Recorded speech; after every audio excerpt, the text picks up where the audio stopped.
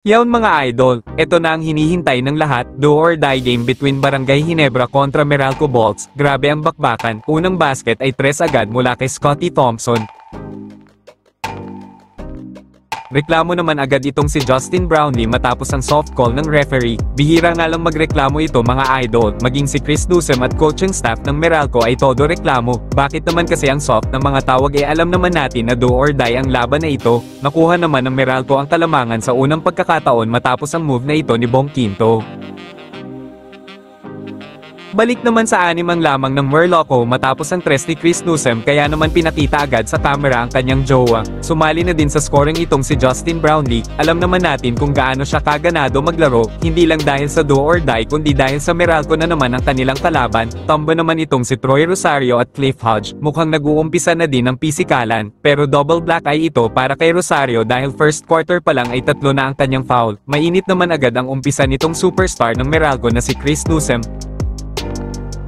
Quick 5 points naman itong kontrobersyal na si RJ Abarientos matapos ang life threat na ginawa sa kanya dahil sa mintis niyang panabla nung Game 2, natapos ang first quarter 22-19, Meralco up by 3.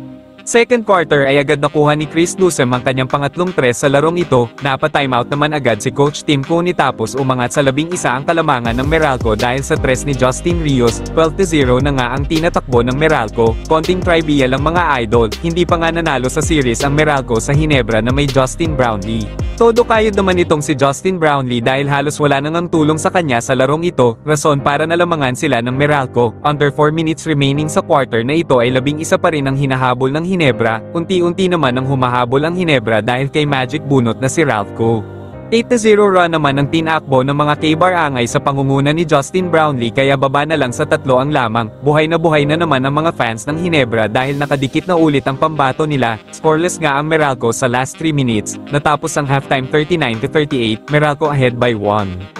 Third quarter ay agad na namang inumpisahan ni Chris Newsom ng isang 3 at ang kanyang pang-4 sa larong ito. This time ay ang jowa naman ni Chris Bonchero ang ipapakita matapos makascore ito. Nasakta naman itong si Troy Rosario matapos ang hampas na ito ni Bong Quinto. Tuluyan na ngang nakuha ng barangay ang kalamangan matapos ang buzzer beater 3 ni Scottie Thompson. After ng timeout ay ni-review ang race ni Scottie at binawi nga ang 3 dahil naabutan daw ito ng shot clock. Muling nagtabla ang laban sa 49 matapos makuha ni Akil Mitchell ang kanyang unang field goal sa larong ito. Under 3 minutes ay balik na sa Ginebra ang kalamangan dahil sa 14.6 rebounds na ambag ni Justin Brownlee. Angat naman sa 5 ang lamang matapos ang treya na ito ni RJ Abarientos.